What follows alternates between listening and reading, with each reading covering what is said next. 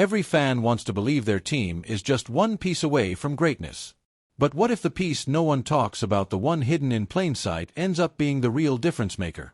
Here's the twist. It's not always the five-star recruit, the Heisman candidate, or even the flashy quarterback that reshapes the future. But first, if you like to stay up to date on all things Washington Commanders, make sure to hit that like button, subscribe, and turn on notifications. Sometimes, it's the relentless disruptor who shows up in Week 1 and makes the entire college football world stop scrolling. And while few are ready to admit it, this kind of story could already be knocking at Washington's door. Inside the Commanders' front office, Week 1 of college football wasn't just entertainment, it was research. Executives and scouts know every rep, every snap matters when projecting future stars. The draft may be months away, but the whispers have already begun about prospects who can shift a franchise's long-term path. Washington has its core, but as history reminds us, the great teams don't wait until holes appear, they anticipate them. When LSU clashed with Clemson, it wasn't just another early-season matchup.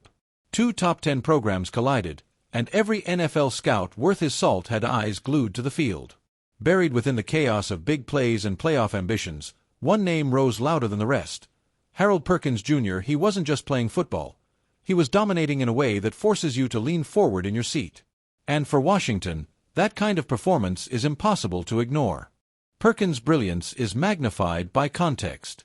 Just last season, his campaign ended in heartbreak with a torn ACL, an injury that derails most young athletes. But on opening weekend, the linebacker looked as though nothing had ever happened. Fast, explosive, and unrelenting. He burst through gaps like a man possessed, wrecked Clemson's rhythm, and reminded the world why LSU trusted him to anchor their defense.